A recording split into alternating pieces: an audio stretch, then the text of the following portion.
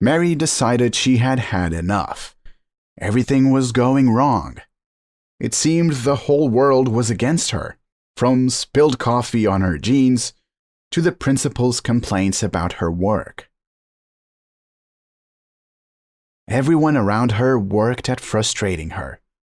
Fed up, she got up from her workplace and, without saying anything to anyone, ran out into the street. She got into her car and drove away. From the rear-view mirror, as she drove along the forest road, trying to find peace of mind and calm her heart, she could see the city behind her shrinking away. Mary got out of the car and walked deep into the woods.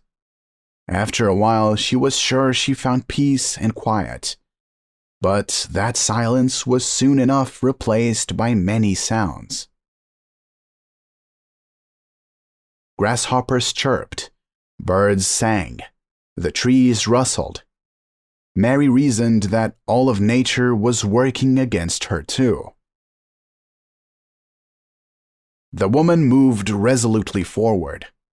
The branches scratched her arms, clinging to her clothes, but she pushed on until she finally arrived at a creek. Here she thought of the solace she sought for. But the stream gurgled as if it were a huge waterfall. Looking around in dismay, Mary spotted a cave. She trekked toward it and climbed to its entrance and went in. Its darkness horrified Mary, but she so craved the quietude inside. Using her phone as a torch, she moved deeper within. The darkness enveloped her, and at first it seemed that this was where the real silence lived. Mary moved deeper, step by step, until she hit a wall. Frazzled and confused, she set herself down on a rock and listened. Calmness surrounded her. She then picked up on sounds of water dripping somewhere nearby and bats crawling under the ceiling of the cave. Mary clenched her teeth at this bad luck and dashed for the exit. She wandered through the woods, though she was afraid to get lost. She stumbled upon a hunter's hut. Its sturdy structure of thick logs caught her attention. She stepped inside and slammed the doors shut. The thick walls shielded her from the sound of the forest. No water dripped here, and the forest mice scattered when she approached. No one here to keep her from meditating, she reasoned. She exhaled in relief and even started to smile, but it wasn't long before another sound taunted her ears. Tick-tock, tick-tock. Mary lowered her gaze and saw her own watch on her wrist. She didn't take it off, but tore it off her and tossed it to the floor.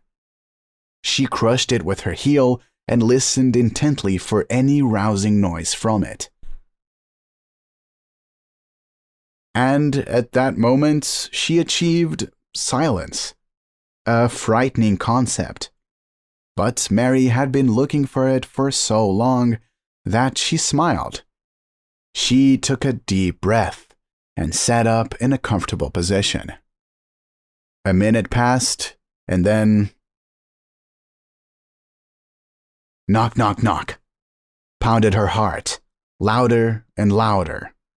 Mary was frightened and cried. She jumped out of the hut and ran into an elderly hunter sitting on a stump in front of the house and looking at the woman.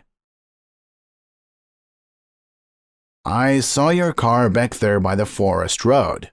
I saw your condition. I felt the same way once, and I yearned for silence and solitude. So I decided to just follow you to make sure nothing befell you," the man said.